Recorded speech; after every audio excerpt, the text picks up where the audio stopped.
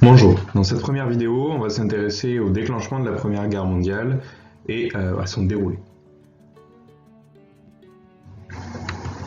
En 1914, les pays européens connaissent des tensions importantes.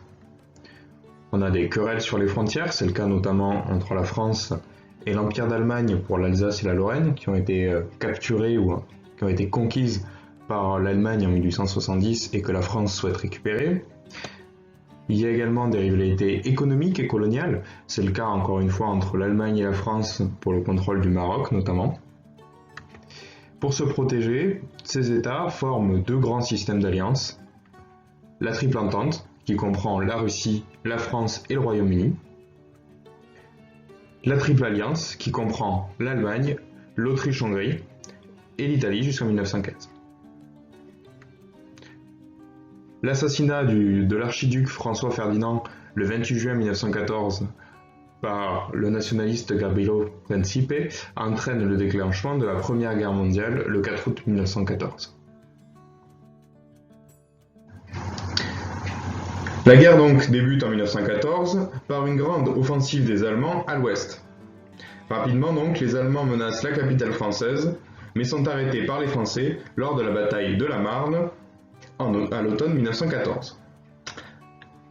On est dans une guerre de mouvement, les armées se déplacent, mais assez rapidement, les armées françaises, anglaises et allemandes s'enternent et décident, pour consolider leur position, de former des tranchées.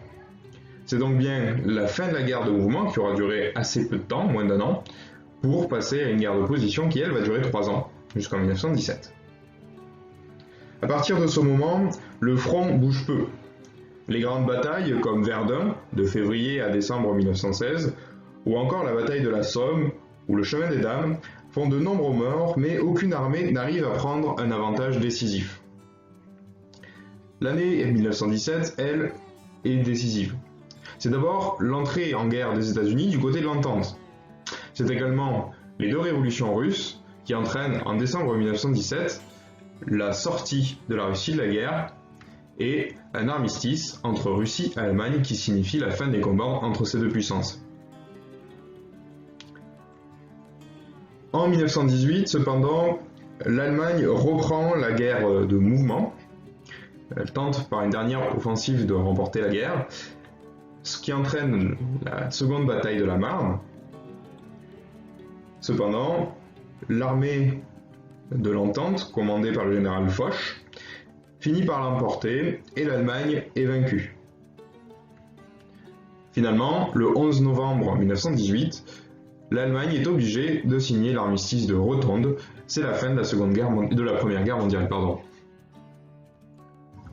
On parle de guerre mondiale car même si les combats se concentrent en Europe principalement, des combattants du monde entier participent au conflit.